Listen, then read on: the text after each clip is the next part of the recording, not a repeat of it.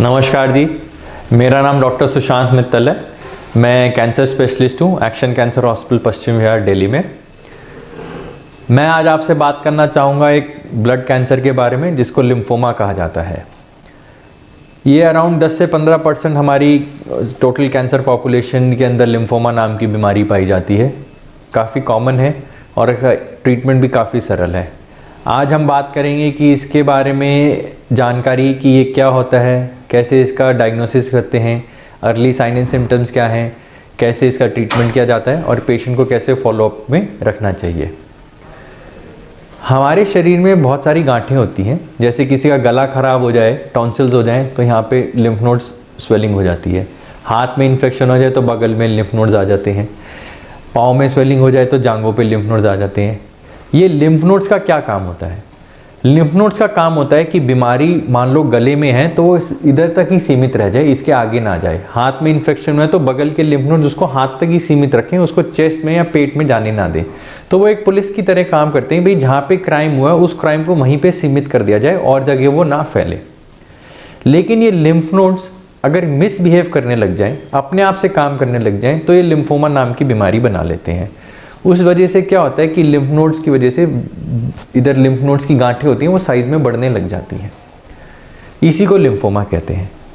इसके early sign and symptoms के अंदर वेट लॉस होना, अगर कोई जिम या डाइटिंग नहीं कर रहा उसके बावजूद भी वेट लॉस हो रहा है, 10 से 15% वेट लॉस हो गया है, तो अपने डॉक्टर साहब से जानकारी लेनी चाहिए। इवनिंग राइज ऑफ टेम्परेचर, हर रोज़ शाम को 99-100 डिग्री टेम्परेचर रह रहा है, 1-1.5 महीना हो गया, बुखार उतर नहीं रहा है, तो अपने को इसका चेकअप कराना चाहिए। थकावट या फिर रात को इतने पसीने आए कि कपड़े बदलने पड़ जाएं, शरीर में गांठें हो जाएं, बगल में गांठें हो जाएं, गर्दन में गांठें हो जाएं, जांघों पे बड़ी बड़ी गांठें हो जाएं, पेट फूल जाए, अर्ली सैटिस्फैक्शन, यानी कि पहले आप 4 रोटी खा के पेट भरते थे, अब 1 रोटी खाने से पेट ऐसा लगता है कि भरा भरा सा महसूस हो रहा है, कमज़ोरी महसूस होना, हीमोग्लोबिन का कम होना, TLC यानी WBCs प्लेटलेट्स का कम होना, ये साइन एंड सिम्टम्स होते हैं लिम्फोमा नाम की बीमारी के। इसके अंदर आपको अपने डॉक्टर साहब के पास जाना चाहिए, चेकअप कराना चाहिए। वो क्लिनिकल एग्जामिनेशन करेंगे, कुछ blood test, ultrasound, CT scan करेंगे और अगर ऐसी कुछ गांठें महसूस होती हैं, कुछ पाई जाती हैं, तो उनका हम FNAC या बायोप्सी, उससे हम डायग्नोस करते हैं कि लिम्फोमा बीमारी है कि नहीं है। जब एक बार बीमारी पकड़ में आ जाती है तो हम इसका PET स्कैन करते हैं।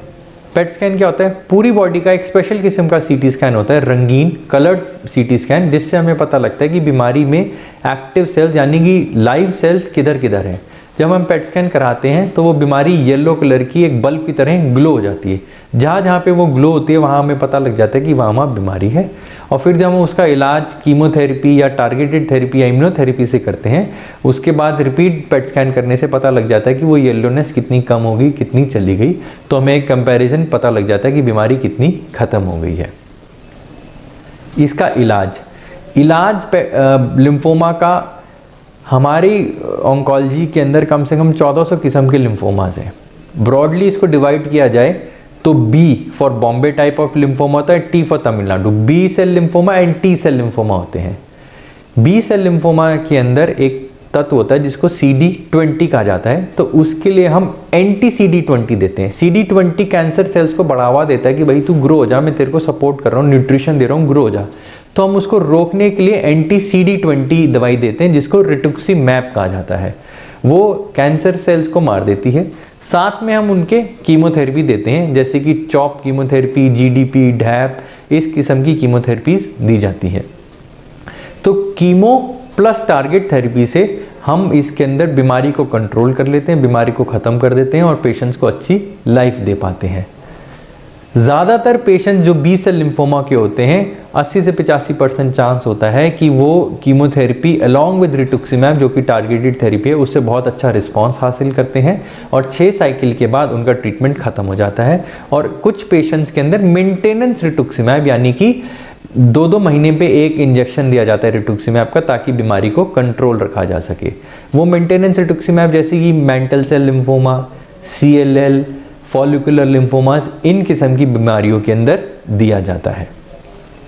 कुछ एग्रेसिव टाइप के लिम्फोमास भी होते हैं जिसको बर्किट्स लिम्फोमा या diffuse large B cell lymphoma भी कहा जाता है। उन केसेस के अंदर बर्किट्स लिम्फोमा के अंदर हमें शॉर्ट इंटरवल में छोटी छोटी ड्यूरेशन के अंदर ज़्यादा कीमोथेरेपी देनी पड़ती है ताकि बीमारी को निस्तनाबूद कर दिया जाए, जड़ से ख़त्म कर दिया जाए। DLBCL मोस्ट कॉमन लिम्फोमा है जिसके अंदर हमें 6 साइकिल कीमो रिटुक्सिमैब के साथ देते हैं और ज़्यादातर पेशेंट से कंट्रोल हो जाते हैं। कुछ लिम्फोमा जैसे कि फॉलिकुलर लिम्फोमा बहुत ही हल्के किस्म के लिम्फोमास होते हैं, ज़्यादातर पेशेंट्स के अंदर इसका कोई इलाज करने की ज़रूरत नहीं पड़ती। ये इंडोलेंट यानी नुकसान ना देने वाली बीमारी होती है, शरीर में रहती है, हम इसका फॉलोअप करते हैं। जब ज़रूरत होती है, जब पेशेंट्स को तकलीफ़ होती है तो हम इसके अंदर इलाज करते हैं। तो लिम्फोमास हल्के किस्म के, इंटरमीडिएट किस्म के और तेज किस्म के लिम्फोमास होते हैं, डिपेंडिंग की कौन सी बीमारी निकली और उसके हिसाब से ट्रीटमेंट किया जाता है। पेशेंट्स को कीमोथेरेपी दे के हर 3 साइकिल के बाद हम स्कैन करके देखते हैं कि पेशेंट को कितना रिस्पॉन्स आया और उसके हिसाब से आगे का ट्रीटमेंट डिसाइड किया जाता है।